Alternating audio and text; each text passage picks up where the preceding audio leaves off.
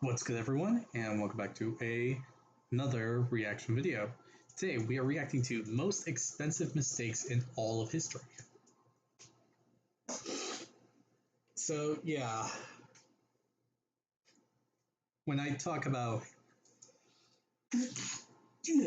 sorry about that. Anyway, when I talk about most expensive mistakes, I mean mistakes that while in production or along those lines, like say you're constructing uh, a train station that goes from point A to point B, and in the middle of that project, um, it just doesn't work anymore because there's not enough money. It was too costly to continue, and they had to waste even more money to disassemble everything. Other mistakes could be like having to tear down a building, but in doing so, you cause more property damage and all that is necessary. Examples like that, basically. So we're going to see that. This is part 2, so I hope you'll enjoy this video. Like, comment, subscribe, hit the notification button to be notified immediately when your video comes out. And other than that, the link to this video is going to be down in the description below. So be sure to give BMA some love and support for the video that they made. And with this all said, let's get right into this video, shall we? Okay. This is what $2 billion worth of damage looks like, and what caused it is absolutely terrifying. Let's find out why, alongside uncovering why there was a massive hole in Chicago for 2 decades, why so many of these bridges keep collapsing, and more, as we explore the most expensive mistakes in all history. Starting with, on January 13, 2012, the Italian Costa Concordia ship set sail for a week's cruise around the Mediterranean Sea, but it was tragically destined to become one of the most expensive marine losses in history.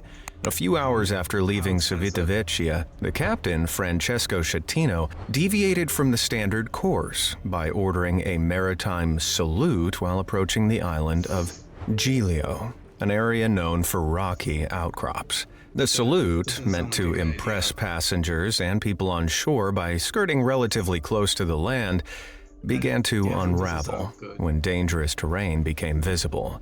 Schettino ordered a change in course, but communication issues with the Indonesian helmsman meant the ship was steered in the wrong direction.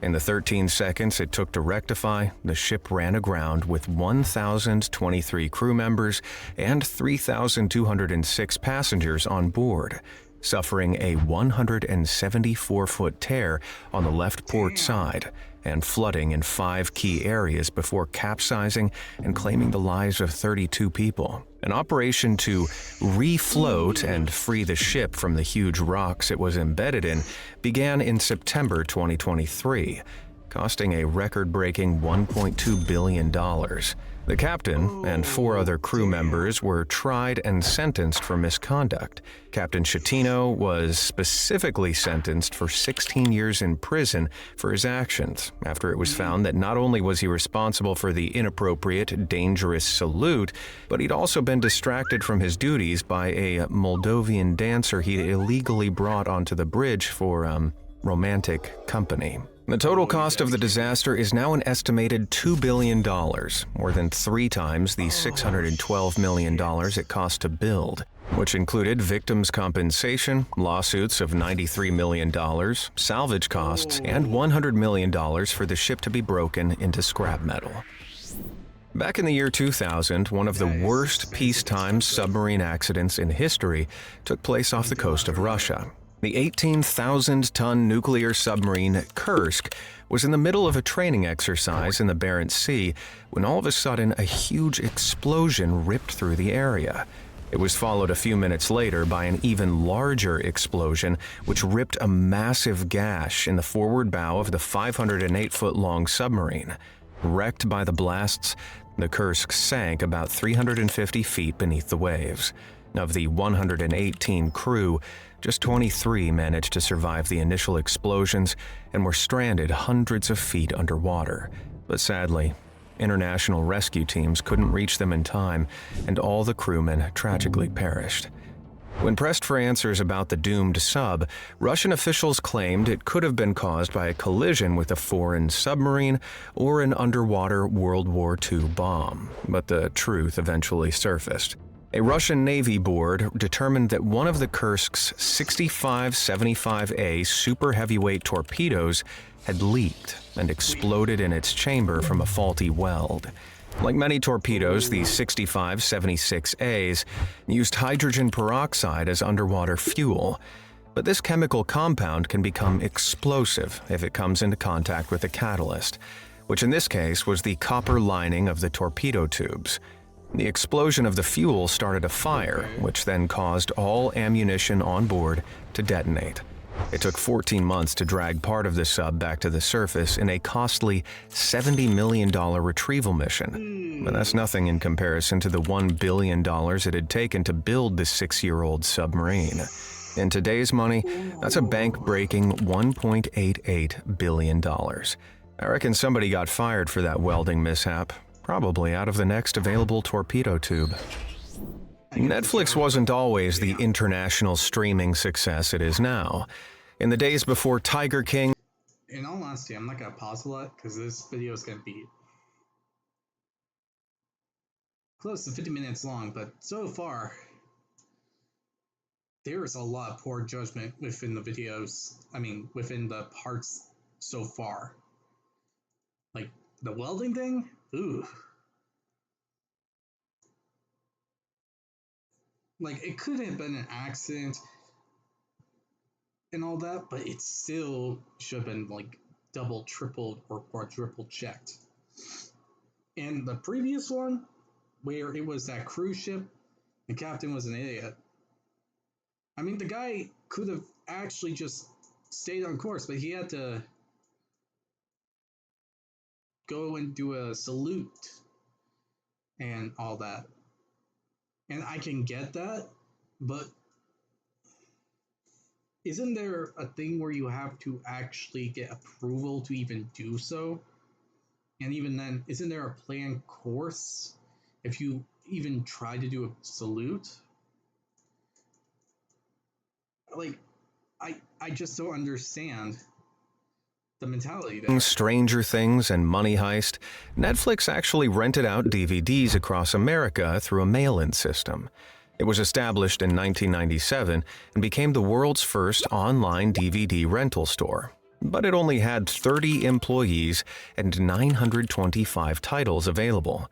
By 1999, they introduced a subscription service and managed to raise $30 million in venture capital financing.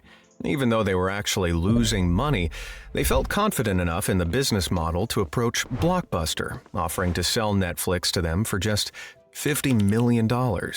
Being the undisputed kings of home video rental, Blockbuster, who had 9,000 stores and a market share of $5 billion at their peak, turned them down. But it was a move they'd come to bitterly regret a few years later.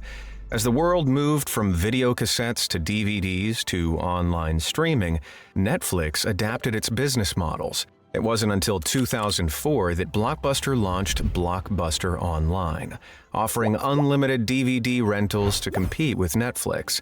But Netflix already had the online lead.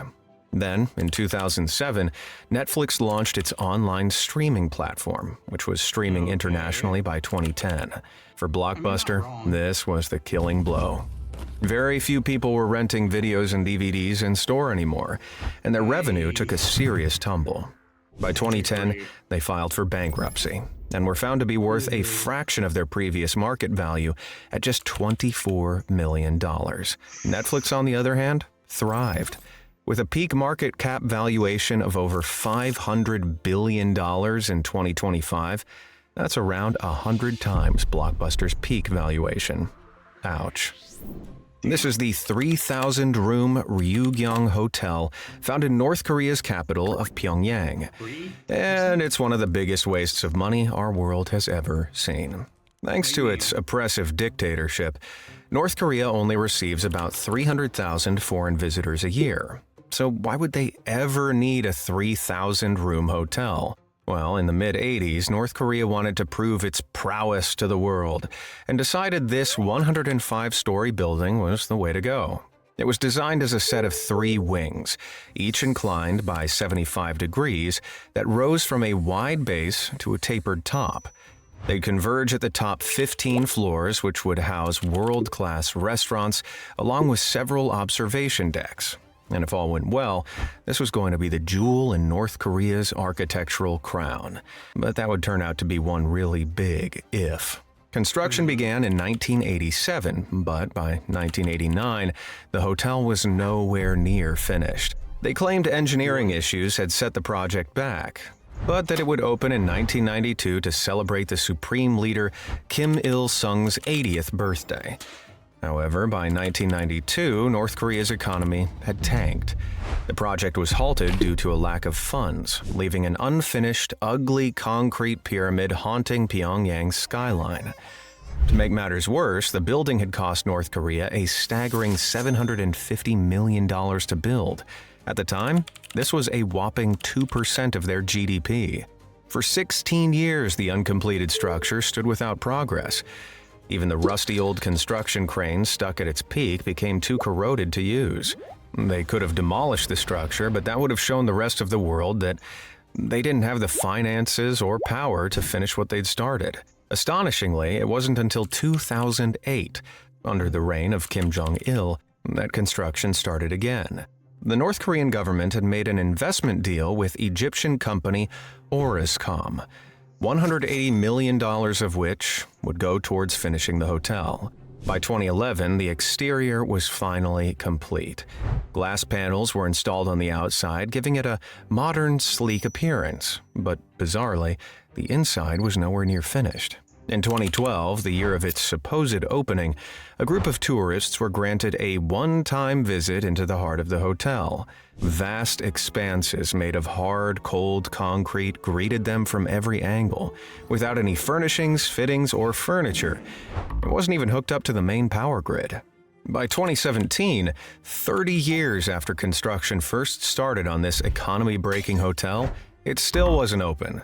A brief flurry of activity was seen in 2016, with several rooms at the very top spotted with lights on, but the Hotel of Doom remained shut.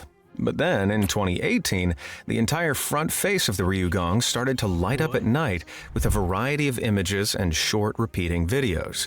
It turns out that a huge light wall, made up of more than 100,000 LEDs, had been covertly installed. This soon became a huge beaming propaganda machine, displaying a looping 4-minute program with a variety of political slogans. Now, maybe I'm missing something here, but wouldn't the money they spent on the fancy light wall have been better spent completing the inside of the building? Either way, today construction work continues to stop and start, but the government still hasn't confirmed any opening day for the hotel. One thing they can claim, though, their massive failure of a hotel is now listed as the world's largest unoccupied building in the Guinness World Records. Great job, guys. This monumental mistake dates back to 1624, when the Swedish king ordered one of the most spectacular warships the world has ever seen. The Vasa, a new flagship of the Swedish Navy, was unveiled on the 10th of August, 1628. But to the horror of thousands of excited onlookers, it barely left Stockholm's Bay before it sank 105 feet below the surface. With the first gust of wind, the warship immediately capsized, humiliating the king, who blamed the long-dead designer Heinrich Heibertson for its failures. In the king's currency, the ship cost more than 200,000 Rex dollars to build, which amounted to over 5% of Sweden's gross national product for the year.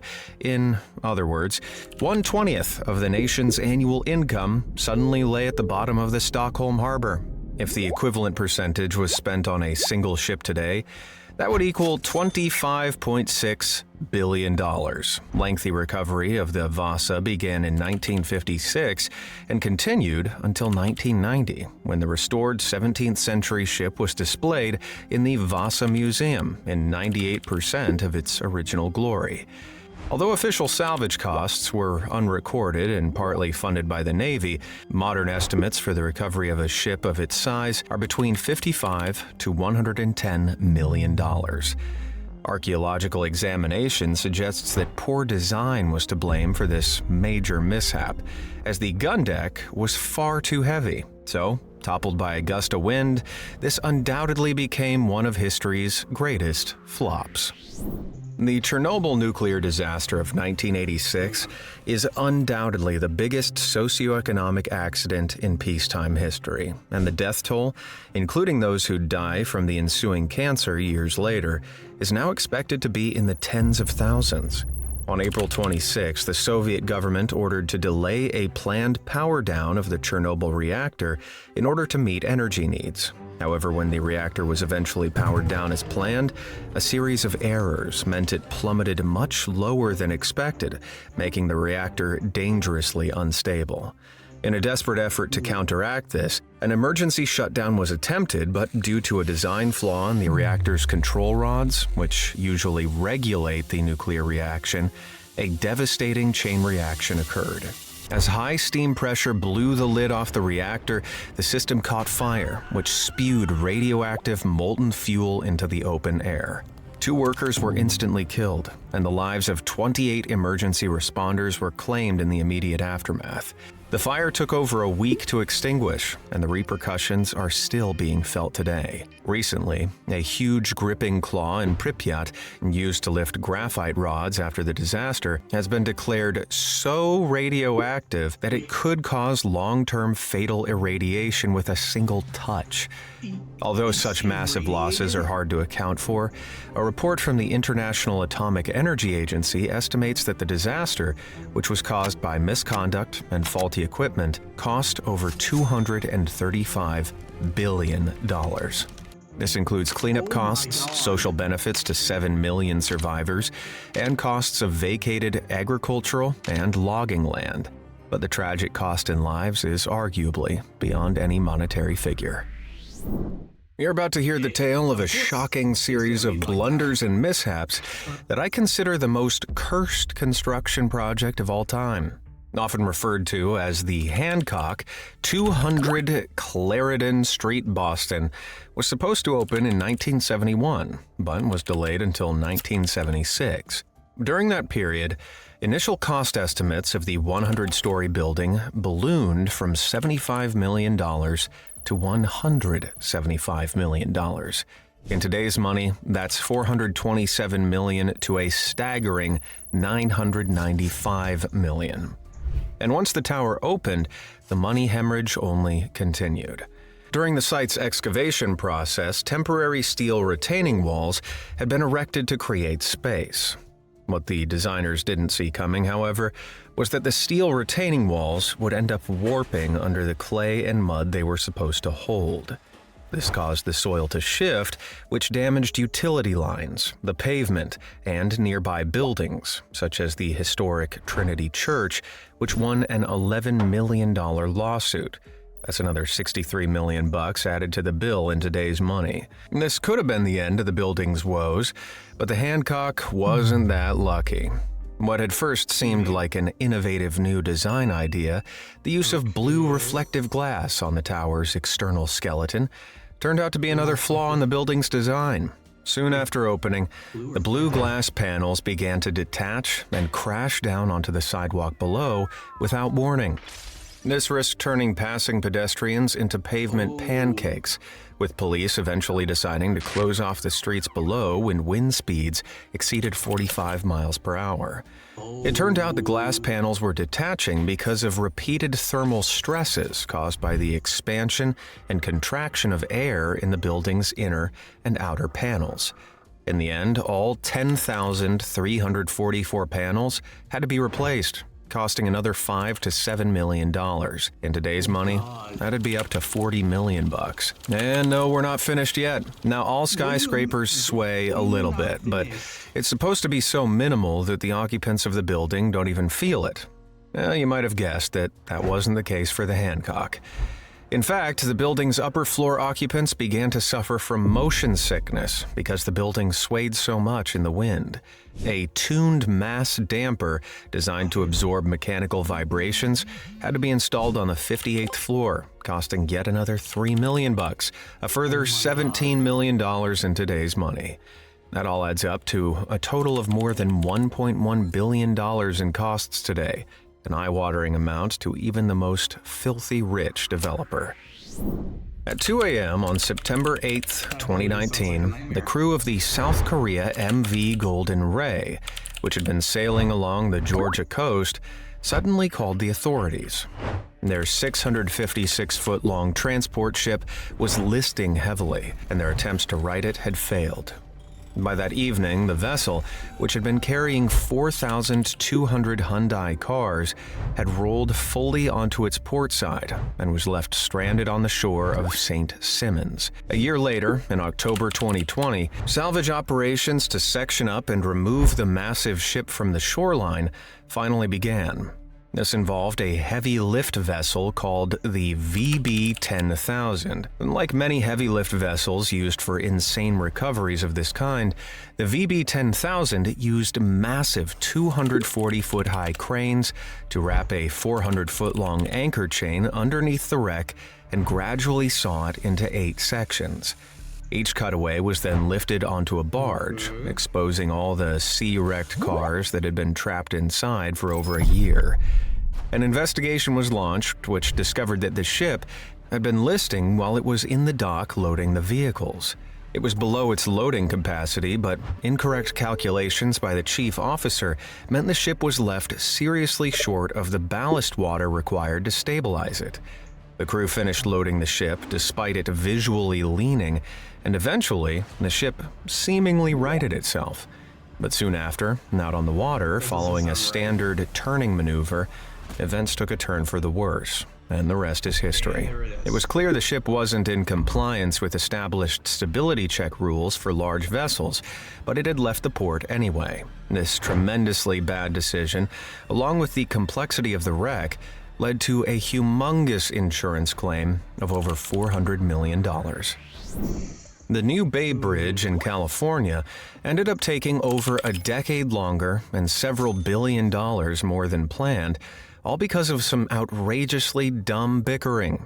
After the eastern section of the original Bay Bridge collapsed following the Loma Prieta earthquake in 1989 and another quake in 1999, the California Department of Transportation announced the state would spend 7 years replacing it. The original state-funded proposal of $1.3 billion was for a simple skyway, like California's San Mateo Bridge.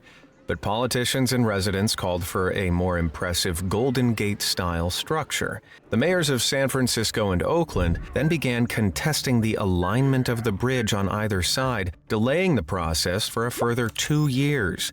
Eventually, a design was agreed on, and the date of unveiling was set for 2004. But construction still hadn't started in 2001, and the cost was already up to $2.6 billion.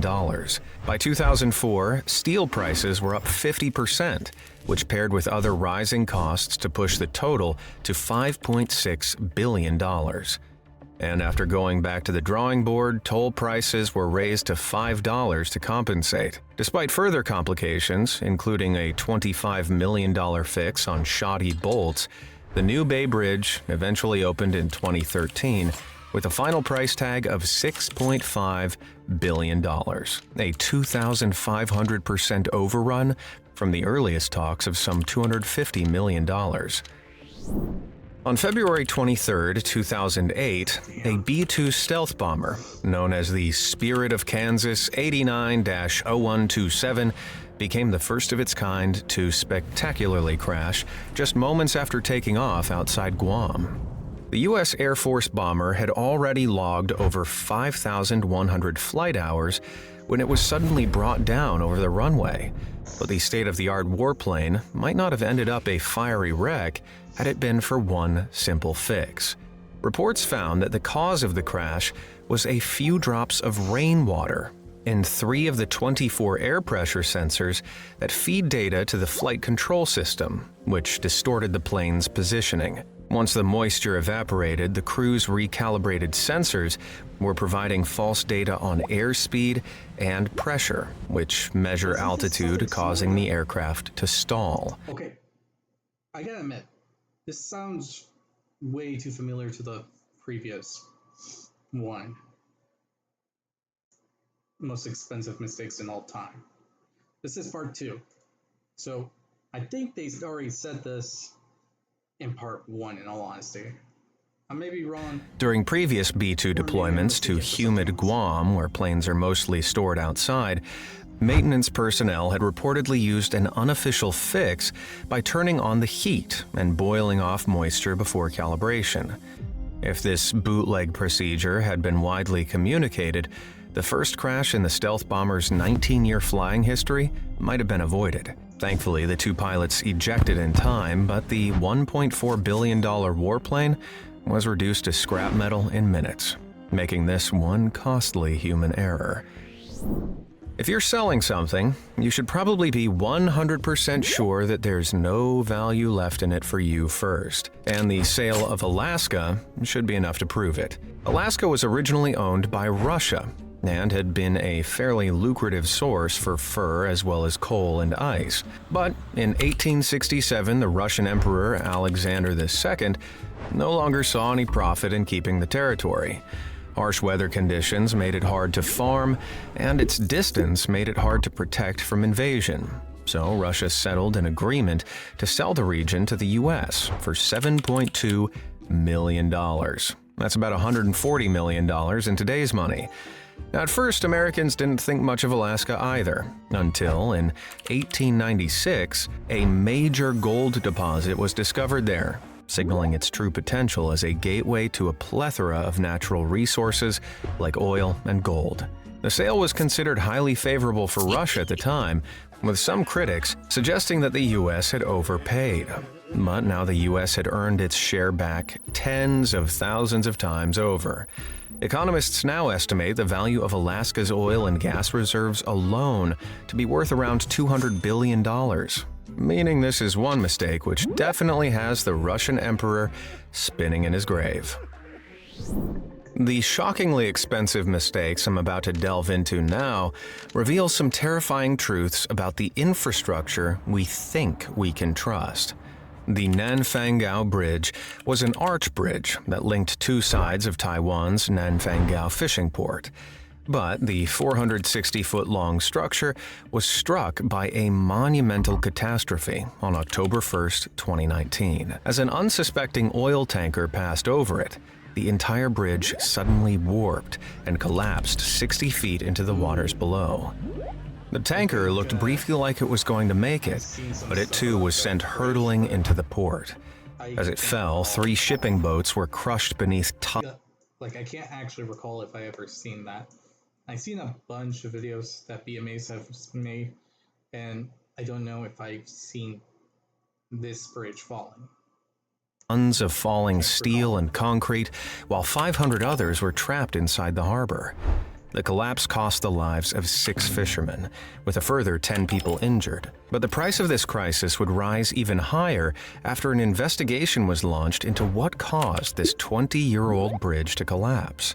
At first, many blamed the wind and rains of a typhoon that had struck the harbor several days before, but it was soon revealed that this accident had been years in the making.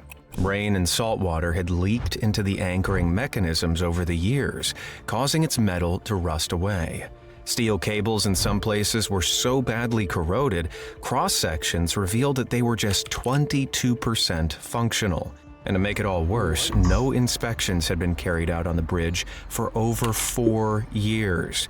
It was soon uncovered that poor bridge management was responsible for missing these flaws in inspection reports, leading to the catastrophic collapse.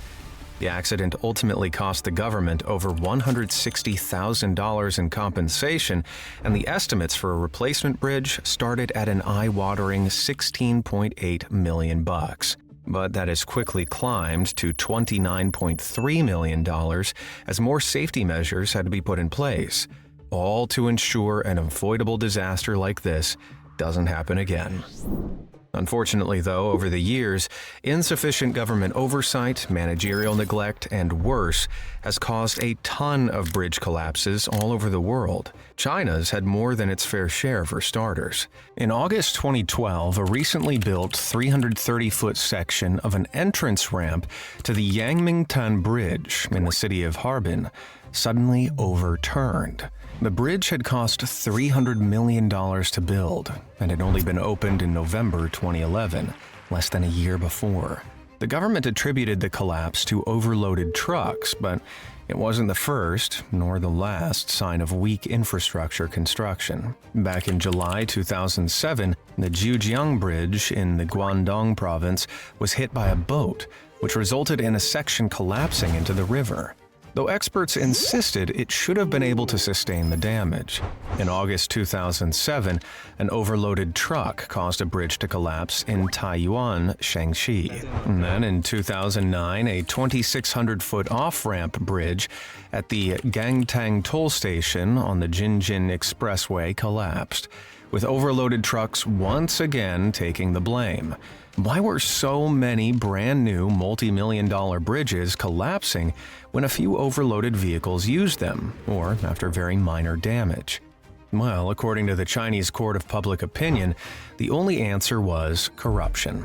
In 2016, transport official Chen Mingxian was charged with illegally accepting $4.4 million in bribes to divert hundreds of construction contracts to companies that used low-grade building materials.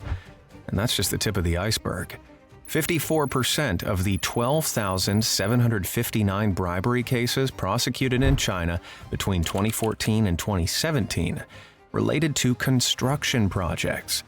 Low-grade materials and rushed completion dates have continually left new bridges crumbling within the first few years of their erection. More recently, in December 2021, a huge section of the Wuhuang Expressway overturned.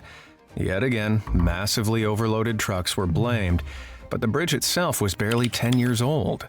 So, either these bridges had been built to subpar standards, or the transport industry was being woefully under-regulated for weight monitoring. Either way, it seems set to continue to cost China millions if major changes don't occur. And Europe's not innocent either, not by a long shot. Very few, if any, bridge collapses compared to the level of negligence that contributed to Genoa's Ponte Morandi bridge collapse back in August 2018. The 3,900-foot viaduct over Italy's Polcevera River, railway lines, and buildings beneath connected two sides of one of the city's main valleys. Completed back in 1967, the bridge suffered a lot of issues from the get-go. The concrete used wasn't strengthened enough, meaning it was susceptible to cracks, water damage, and corrosion. By the 1970s, the bridge required constant maintenance because the concrete vehicle deck was becoming worryingly warped.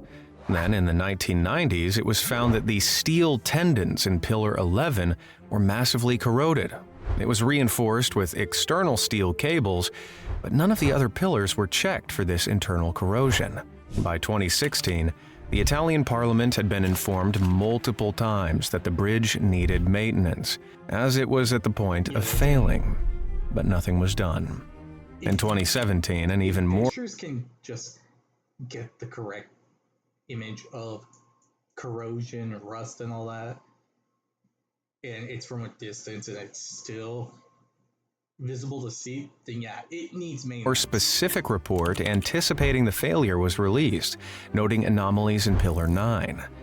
It wasn't until June 2018 that ministers approved the works needed to fix it, costing about $22 million. However, delay after delay continued until the option to delay was taken out of their hands completely in the worst way possible. On August 1st, a crack in the road on the bridge was reported. Once again, nothing was done.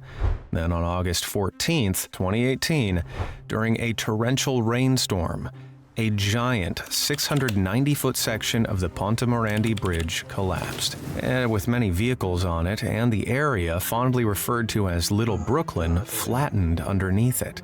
The company responsible for maintaining the bridge, Atlantia, claimed that a landslide was to blame. But then CCTV emerged showing that it was none other than Pillar 9 which gave way, and there was no landslide in sight. With such a troubled past and flawed design, it was eventually decided that the bridge would not be repaired, and the remnants were instead demolished as of June 2019. I swear to God.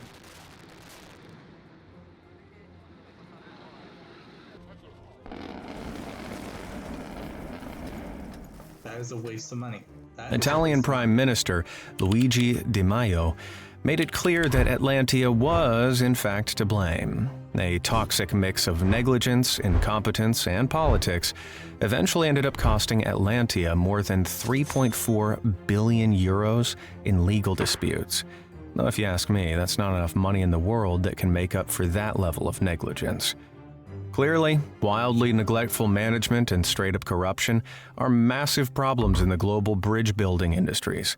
Let's just hope that governments start to learn from these horrifying mistakes before they claim any more lives. In September 1999, NASA's half-a-ton robotic space probe, the Mars Climate Orbiter, burned up and broke into pieces as it neared its destination after 10 long months of traveling. The orbiter was designed to examine the climate of the Martian planet, but the reason for its failure to even touch ground lay entirely with the people who sent it into space to begin with. The navigation team at Jet Propulsion Lab had used metric units, measuring in millimeters and meters, to indicate the planned altitude of the spacecraft, while Lockheed Martin Astronautics in Denver, Colorado, used imperial measurements in inches and feet, and crucially failed to recognize that the measurements required conversion. As a result, the trajectory of the climate orbiter is estimated to have been dangerously within 35 miles of the planet's surface, where it was overcome by heat and drag from Mars's carbon dioxide atmosphere and gradually disintegrated. This huge discrepancy was responsible for the failure of the entire mission, and the mission, worth just over $328 million in 1999, was lost forever. Adjusted for inflation, that's the equivalent of over $500 million. I guess it pays to stick to one measurement system. The insane project we're about to delve into was a wild concept born out of spite and consequently doomed to fail. It all started in the brain of C.V. Wood, the first general manager of Disneyland. After successfully overseeing the construction of the Disney park, clashing egos among Disney management meant Wood quickly left the company on bad terms, opting to build himself a rival park in New York. Yeah, well, I'm gonna go build my own theme park. His non-Disney park, suitably named Freedom Land USA, would explore 200 years of American history through rides, attractions, and themed zones. There would be live performing cowboys, steam rides, simulated train robberies, and even a futuristic area celebrating the space age. The Grand Park would be 20 acres larger than the original Disneyland, with 41 attractions, 8 miles of waterways, and it all seemed very promising. Given Wood's impressive track record, the hugely ambitious project secured $17 million in funding, plenty to cover the $15 million forecasted budget, and began construction in 1959. However, costs soon began to spin out of control. The chosen location, an area that was previously a trash dump, suffered from marshy ground, which required much more complex building practices, planning, and infrastructure than expected. Wood had also promised the park would be open in the following year, and in the ensuing rush to build, it meant paying premiums for materials and labor. With so little time to plan costing effectively, the park did open in 1960, but only after developers had paid a staggering $65 million to build it in 300 days.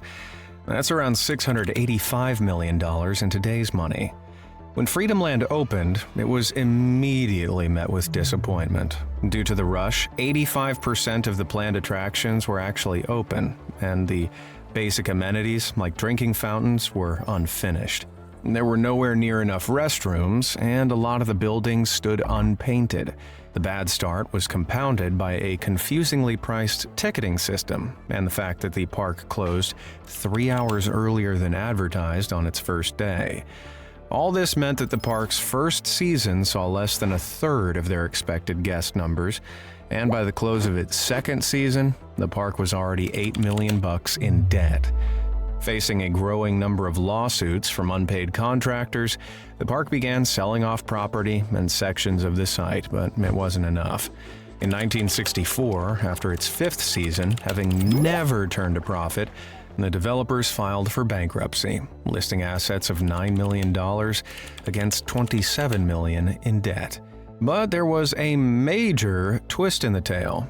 You see, it turned out the park's failure had been part of the plan all along. The land the park was built on was owned by a real estate tycoon called William Zeckendorf, and he'd intentionally leased it out to what he saw as an inevitably temporary endeavor. Yeah, that's right. In an interview in 1970, Zeckendorf revealed that he'd had no faith in the park's longevity and instead used the park as a way to obtain various essential pieces of infrastructure and land use-related planning permissions for his actual aims. Those aims? To build a massive housing project on the site. He'd simply used the park to prove that the marshy ground could support buildings. After the park went bust, Zeckendorf's real plans came to fruition, and he constructed what's known today as Co-op City, a major Bronx development owned by his company.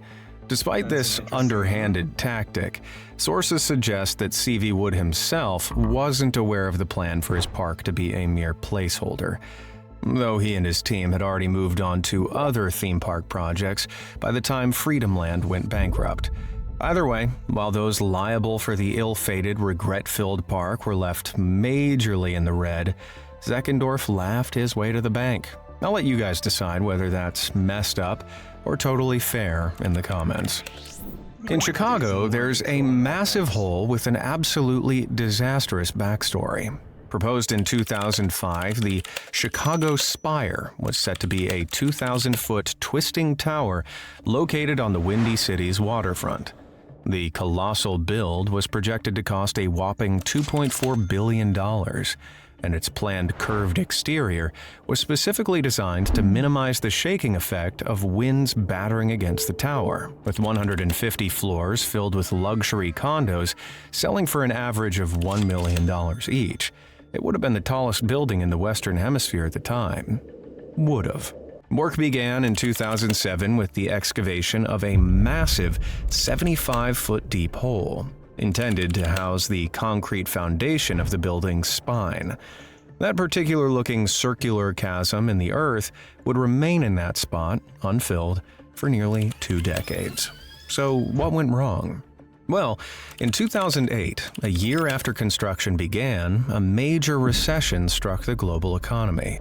This seriously affected developers' ability to get loans and investments necessary for such large constructions. After millions of dollars of lawsuits simultaneously began pouring in regarding unpaid fees on the developers' part, the Spire's developers, Shelbourne Development Group, actually went completely bankrupt. Now, obviously, Shelbourne couldn't have anticipated a global market crash, but a more astute firm may have been able to spot certain telltale market signs of one looming, and established certain risk mitigation plans. On top of that, their finance model heavily relied on pre-sales of apartments and incurring enormous amounts of debt. So, with no long-term funding secured, the project was massively vulnerable. Other mega builds in Chicago around the time, namely the Legacy Tower, which began construction in 2007, was able to weather the storm of the financial crash because it had been built with sturdier funding strategies. Rather than being exclusively residential, the Legacy Tower's mixed-use purpose gave it broader investment appeal, and pre-secured long-term financing meant it could survive the economic downturn. The spire, meanwhile, downturned all the way into the bottomless pit at its foundations. After progress halted on the spire, the ensuing legal troubles and financial negotiations dragged on for years, leaving the barren construction site and its whopping Great Hole as a nasty blight on the Chicago shoreline. Ooh, that's bad. It wasn't until 2014 that the site finally passed into the hands of a new developer. Now, another decade on from that deal, ground is finally being broken on the site. Though not for the spire. That dream is long dead. Instead, a slightly more cautious new project named 400 Lakeshore Drive is planned, which will consist of 2 towers, each around 1,000 feet tall, featuring hotel rooms and rentals. Work began in 2024 with the new developers pumping water out of the old hole and filling it in with concrete. The new development is no cheap feat either, though, with costs forecast at around $1 billion, on top of the roughly $300 million that had already been wasted on the design, marketing, and foundation of the original spire. Well, let's just hope it works out this time. The last thing Chicago needs is another money pit. On January 17, 1995, at 5:46 a.m., a deadly 6.9 magnitude earthquake rocked western Japan's Hanshin area. Though it only lasted for 20 seconds, the city of Kobe was decimated. 120,000 structures were damaged, at least half of which had collapsed. But even more devastatingly, sections of the Hanshin Expressway, linking Kobe and Osaka, also toppled over. The single reinforced concrete pillars holding the expressway up sheared off at their bases, collapsing huge stretches of the expressway.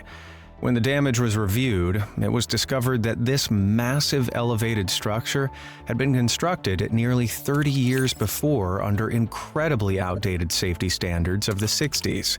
The single-column supports proved brittle, with insufficient steel reinforcement, resulting in them snapping at their bases, and the soil below was insufficiently treated, amplifying the seismic shaking motion. It had been scheduled for a retrofitting to update it, but at that point the gesture was too little too late.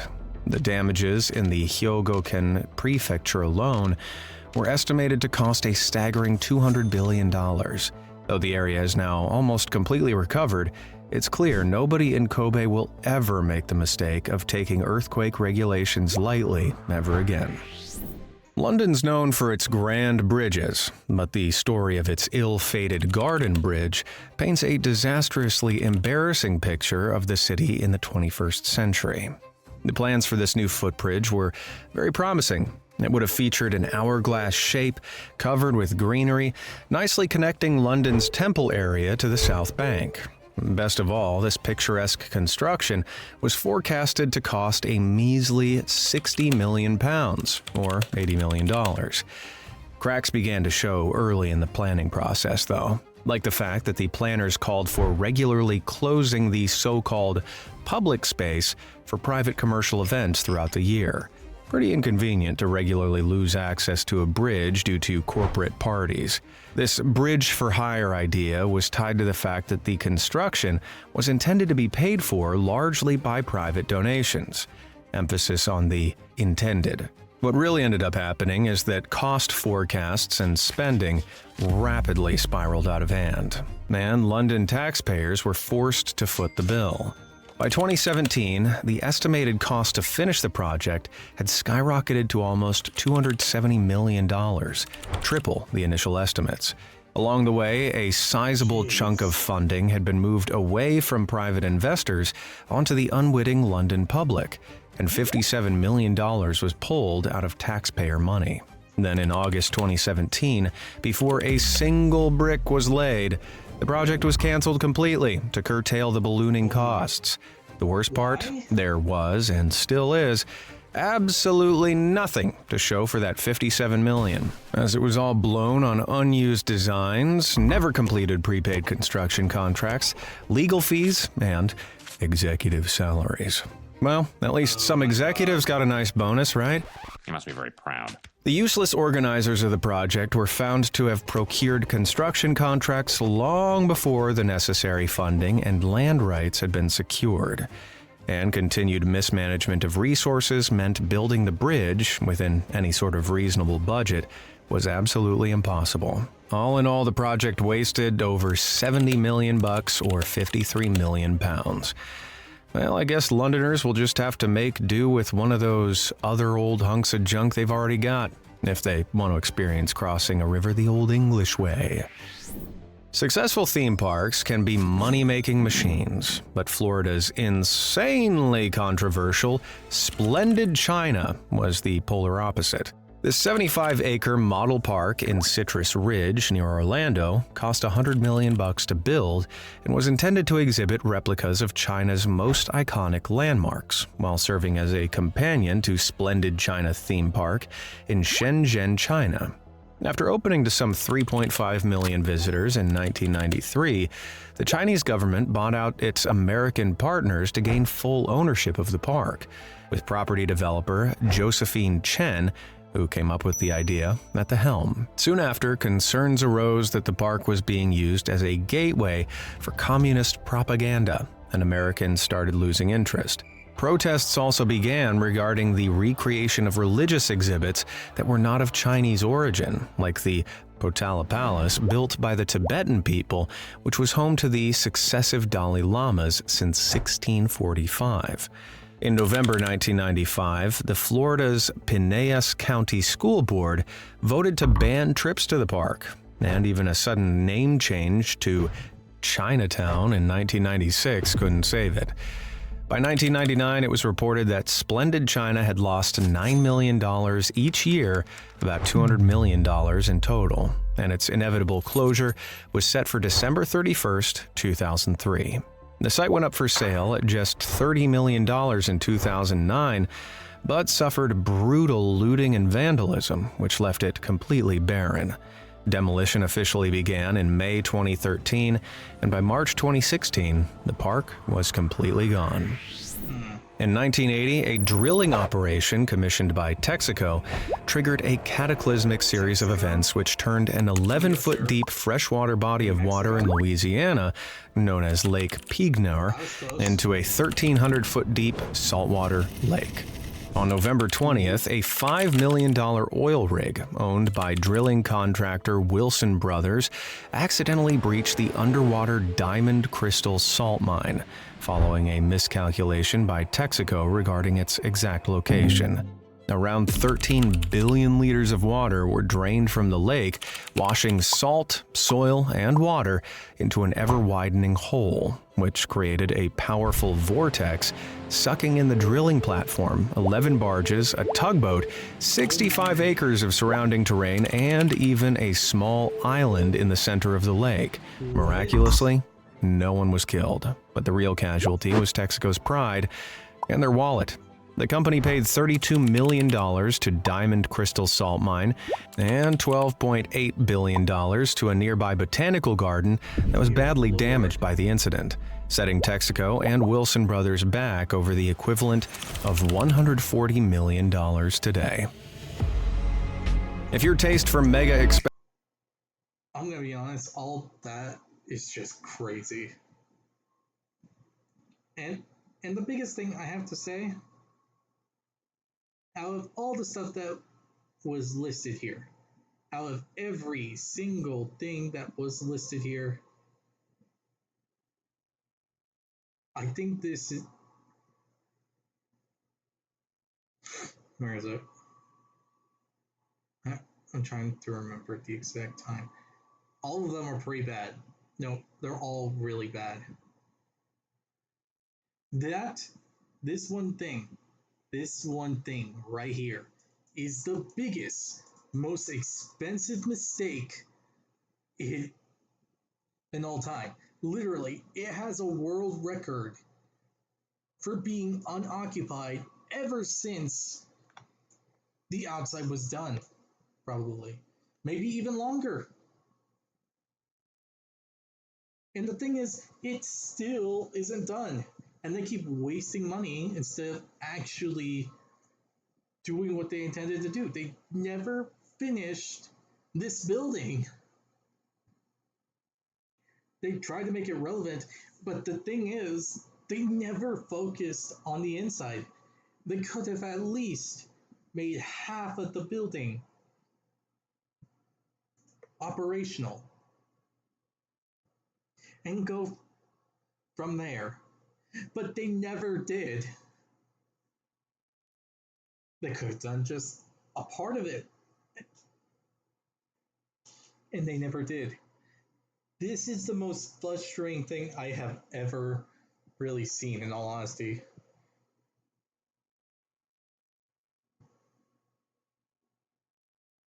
And sure, while all this other stuff here has their flaws and everything like that,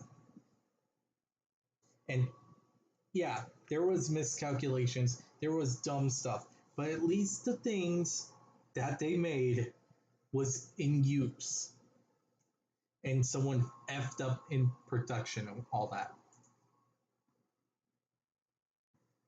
The only other thing that's a big waste of money is where is it? This. They were gonna build some. They were gonna do the construction. They were preparing for what they were gonna do, and they never even started it. Like they wasted so much time on on how it's gonna look, design wise, and multiple other things. But the thing is, they never even got to the actual production. That's even worse. Because at least everything else in this list actually had been off the paper. That one never actually went off paper. That was just idea and trying to make it perfect through person, making sure that they still own the thing, of where they're gonna build it, and so on and so forth. But they did nothing to do with it. They just got really greedy with that money, especially with the fact that some people were getting some extra money by taking from it. That is utterly ridiculous. And it's infuriating just to realize that. Like, oh my gosh.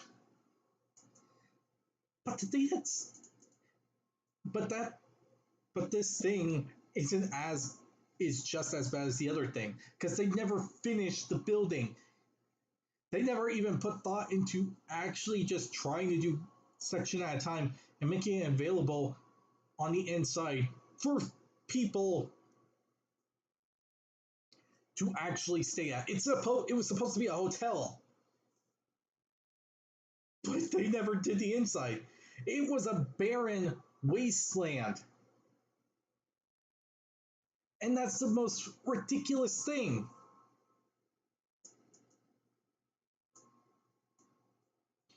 One never got off paper, the other one just was half complete. And they decided to use money that they saved at times just to make it to a neon light show. Like, what?